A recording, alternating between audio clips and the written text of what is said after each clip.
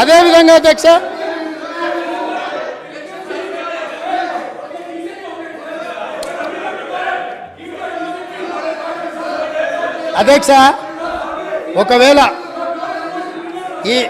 ఒకవేళ ఈ party form హౌజ్లో 4,250 రూపాయలకు వడ్లు అమ్మలేదు అని అంటే నేను విచారణకు ఆదేశిస్తే వాళ్ళు ఒప్పుకుంటారేమో అడుగున్నారు అధ్యక్ష. అదేవిధంగా అధ్యక్ష విద్యుత్ వినియోగం గురించి దేశంలోనే తెలంగాణ మొదటి స్థానాన్ని సాధించిందని పదే ప్రభుత్వం గొప్పలు చెప్పుకుంటుంది అధ్యక్ష. వినటోడు చెవిటోడు అయినా వినటోనికి ఇంతనని ఉండాలని చెవులు వేసుకొని వాళ్ళు చెప్పొచ్చు. విద్యుత్ తలసరి వినియోగంలో తెలంగాణకు మొదటి స్థానం లేదు అధ్యక్ష. పచ్చి అబద్ధాలు చెప్పి బ్రతకాలని చూస్తున్నారు. అబద్ధాల పునాదుల మీద ఏర్పడ్డ పార్టీ, అబద్ధాల పునాదుల మీద అధికారంలోకి వచ్చిన పార్టీ, అబద్ధాల పునాదుల మీదనే పరిపాలన సాగించిన పార్టీ ఈరోజు ప్రతిపక్షంలో కూడా మళ్ళీ అబద్ధాలనే నమ్ముకొని అబద్ధాలనే ప్రాతిపదికన ఇంకా ప్రజల్ని మభ్యపెట్టాలనే ప్రయత్నం చేస్తున్నారు అధ్యక్ష. వాస్తవంగా కేంద్ర విద్యుత్ శాఖ ఆధ్వర్యంలోని సెంట్రల్ ఎలక్ట్రిసిటీ అథారిటీ వార్షిక నివేదిక 2023 ప్రకారము తెలంగాణ రాష్ట్రం విద్యుత్ తలసరి వినియోగంలో 10వ స్థానంలో ఉంది అధ్యక్ష. మొదటి స్థానానికి 10వ స్థానానికి ఎంత తేడా ఉంది అధ్యక్ష?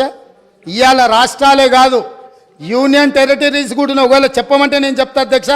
మొట్టమొదటి దాద్రా అండ్ నగరీ హవేలీ 12,250 యూనిట్లతో మొదటి స్థానంలో ఉంటే డయ్యూ డామన్ 5,914 యూనిట్ల రెండవ స్థానంలో ఉంది అధ్యక్ష. రాష్ట్రాలను తీసుకుంటే గోవా, పంజాబ్, ఒడిశా, గుజరాత్, ఛత్తీస్గఢ్, హర్యానా, పుదుచ్చేరి తర్వాత తెలంగాణ రాష్ట్రం ఉంది అధ్యక్ష.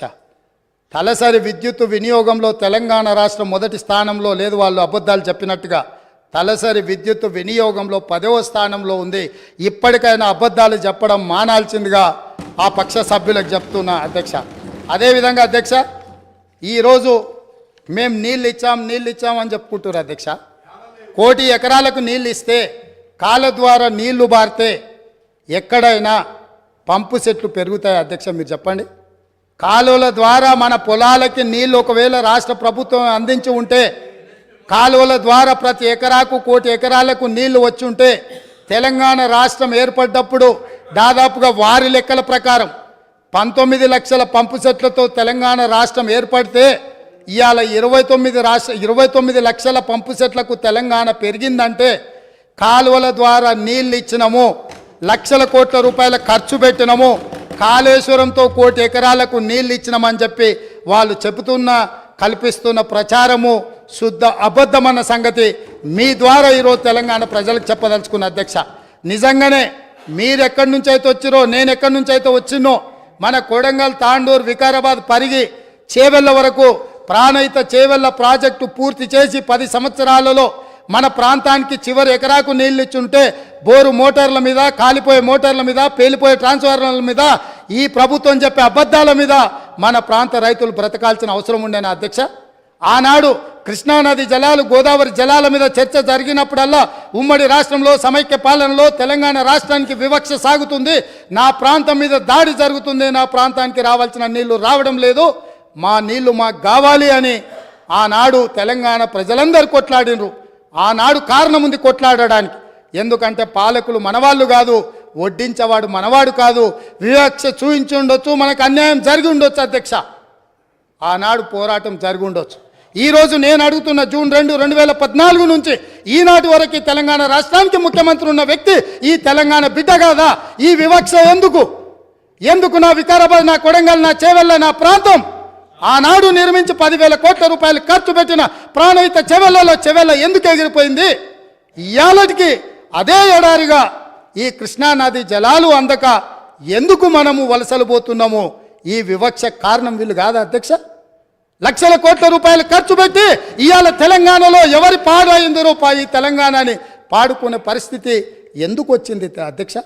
10 సంవత్సరాల నాడు వివక్షతోటి ప్రాజెక్టులు పూర్తి కావడం లేదు. కల్వకుర్తి, భీమా, కోయిల్పాడు, నెట్టిన్ సాగర్, ప్రాణహిత చేవెళ్ళ నుంచి మొదలు పెడితే దేవాదుల, శ్రీరామ్ సాగర్, ఇందిరా సాగర్, శ్రీరామ్ సాగర్లో కూడా వివక్ష జరిగిందని ఆనాడు సాగునీటి ప్రాజెక్టుల మీద మాట్లాడుకున్న మనం ఈ 10 సంవత్సరాలల్లా ఈ ప్రాజెక్టులు 100% పూర్తి ఎందుకు కాలేదు, ప్రాణహిత చేవెళ్ళ ప్రాంతానికి నీళ్ళు ఎందుకు రాలేదని మీ ద్వారా వాళ్ళని నిలదీస్తున్న అధ్యక్ష. ఎందుకు నా పాలమూరు రంగారెడ్డి ఎత్తిపోతల పథకం వివక్షకు లోనైంది, ఎందుకు ఇవాళకి నా పాలమూరు ఎడారిగా మారింది, ఎందుకు ఇవాళకి నా పాలమూరు నుంచి వలసలు పోతూనే ఉన్నాయి, వలసలు వెళ్ళే బస్సులు అక్కడే ఉన్నాయి.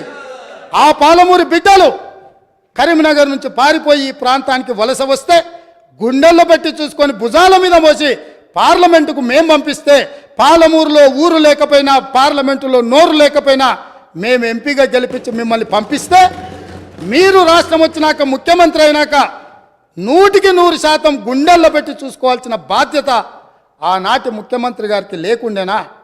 మా పాలమూరు బిడ్డలు చేసిన నేరమేంది? నీకు ఓట్లేసి ఎంపీగా గెలిపించడమేనా? నిన్ను నమ్మి ఆర్జీఎస్ ప్రాజెక్టు ఈ రోజుకు ఇప్పటికీ పూర్తి కాలేదు. ఎందుకు ఇప్పటికీ అలంపూరు ప్రాంతంలో మీరు టెంకాయలు కొట్టిన ప్రాజెక్టులు పూర్తి కాలేదని నేను అడుగుతున్నా అధ్యక్ష. ఎందుకు ఈ వివక్ష అని నేను అడుగుతున్నా.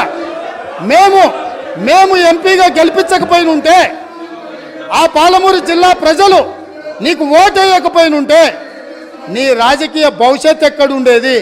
ఇవాళను గొప్పలు చెప్పుకునే ఈ అవకాశం ఎక్కడుండేదని నేను అడుగుతున్నా అధ్యక్ష. అందుకే ఈరోజు పాలమూరు రంగారెడ్డి ఎత్తిపోతల పథకాన్ని జాతీయ ప్రాజెక్టుగా సాధించలేదు, రాష్ట్ర నిధులతో పూర్తి చేయలేదు.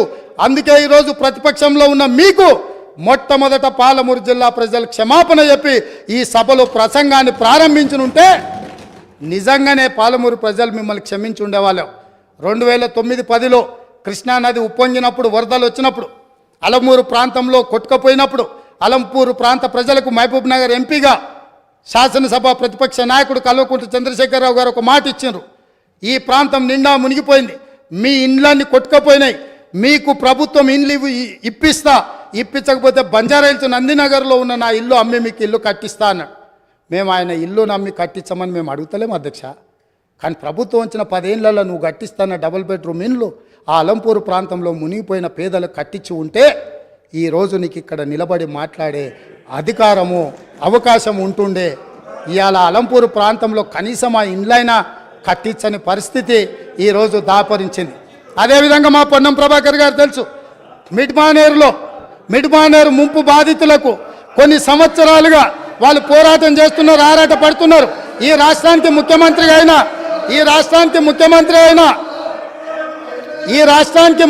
అయిన చంద్రశేఖరరావు గారు మిడ్మానేరు ప్రాంత పర్యటనకు పోయిండు. ఏం మాట్లాడిండు? రాజన్న ఆ ప్రాజెక్టులకు అక్కడికి వెళ్ళి, నేను మీ ఊరు అల్లుడిని, మీరు మిడ్మానేరులో ముంపు బాధితులు, మీ అల్లుడు ఈరోజు తెలంగాణ రాష్ట్రానికి ముఖ్యమంత్రి అయిండు, మీకు అందరికీ న్యాయం చేస్తా, మీకు R&R ప్యాకేజ్ ఇస్తా, మీకు ఇండ్లు కట్టిస్తాని స్వయంగా తెలంగాణ రాష్ట్ర ముఖ్యమంత్రిగా నాడు చంద్రశేఖరరావు గారు అక్కడికి వెళ్ళి మాట ఇచ్చిండ్రు. నేను ఈరోజు మిమ్మల్ని అడుగుతున్నా అధ్యక్ష, ఈ రోజు వరకు వాళ్ళు మళ్ళీ అదే వంట వార్పు చేస్తున్నారు, అదే రాస్తారోకలు చేస్తున్నారు, అదే ధర్నాలు చేస్తున్నారు. ఇదే పోలీసులు ఉమ్మడి రాష్ట్రంలో లాఠీ చార్జ్ చేసిన పోలీసులు వాళ్ళ మీద లాఠీ చార్జ్ చేస్తున్నారు. మా మంత్రి పొన్నం ప్రభాకర్ గారు ప్రతి నెల నిరసన కార్యక్రమాన్ని ఇప్పటి వరకు నిరసనలు కొనసాగిస్తూనే ఉన్నాడు. అన్నీ ఉన్న అల్లుడు నోట్లో శని ఉందన్నట్టుగా ఆ మిడ్మానేరు ముంపు బాధితులకు 10 ఏళ్ళైనా న్యాయం జరగలేదు. ఇది న్యాయమా? ఇదేనా ఈ రైతులను ఆదుకునేదని నేను అడుగుతున్నా అధ్యక్ష. అదేవిధంగా R&R ప్యాకేజీలో ఇండ్లు కోల్పోయిన వాళ్లకు, పేదవాళ్లకు ఇండ్ల పట్టాలు ఇస్తారు అధ్యక్ష. ఆ ఇండ్ల పట్టాలు రాజ్యసభ సభ్యులు జోగిన్పల్లి సంతోష్ కుమార్ 250 గజాలు ఇండ్ల పట్ట వారి పేదోడి కింద పట్ట తీసుకున్నాడు అధ్యక్ష. వారి సోదరిమణి నేను పేరు ప్రస్తావించదలుచుకోలేదు. ఎప్పుడో పెళ్ళైపోయి అత్తగారింటికి వెళ్ళిపోయినా వారి సోదరిమణికి కూడా ఇళ్ల పట్టాలు ఇచ్చారు అధ్యక్ష తెలంగాణ రాష్ట్ర ప్రభుత్వంలో.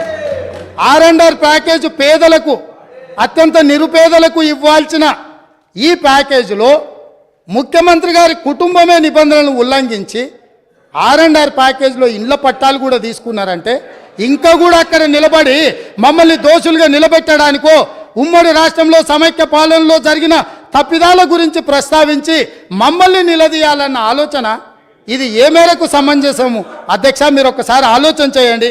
అందుకే అధ్యక్ష నేను అనేది, ఒక్కసారి ఈ సభలో మాట్లాడాలి అంటే ఆత్మ పరిశీలన చేసుకోండి, గుండెల మీద చెయ్యి పెట్టుకోండి.